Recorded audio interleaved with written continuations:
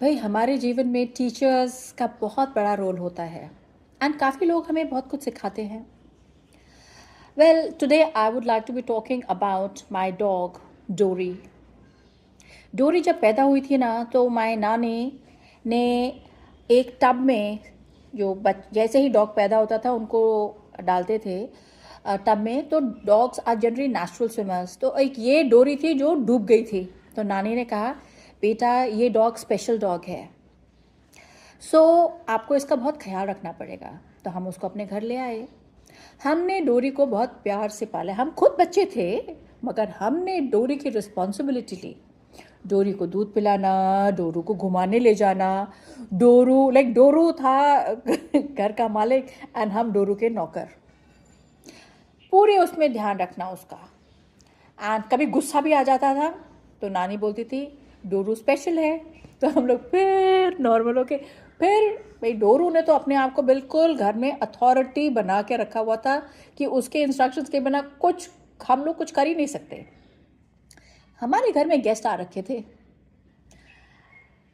सब लोग गप्पे मार रहे थे, इतने में डॉरथी आई, वहाँ बैठी और उसने एक बार भाऊ किया भाऊ। और जैसे हमने घड़ी देखी तो 8 o'clock हो रखा था, शार्प रात के उसका डिनर टाइम। अब गेस्ट आ रखे थे तो कैसे निकलते। थोड़ी देर के बाद वो वापस आई, उसने दूसरी बार भौंका भाऊ भाऊ। लेकिन भाई गेस्ट बैठे हुए थे, कैसे उसको अटेंड करते। तीसरी बार आई, उसने 3 बार भौंका भाऊ भाऊ भाऊ। अब हमने भी इग्नोर करा।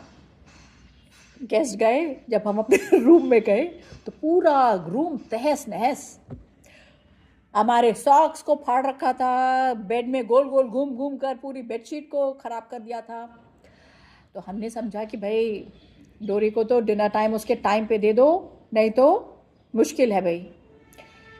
तो डॉरथी ने हमें सिखाया वैल्यू ऑफ टाइम।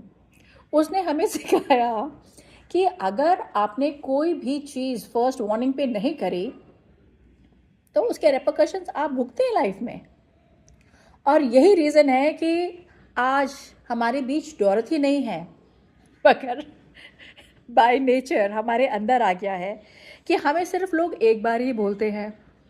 हमको कभी भी ज़िंदगी में ना कोई चीज़ 2 बार बोलने की ज़रूरत नहीं पड़ती। आप एक बार बोलो, हम एक बारी में ही सब काम कर देते हैं। This is the power when you have a good teacher. And डोरी हमारी one of the best teachers रही है लाइफ में, हमें डिसिप्लिन करने के लिए।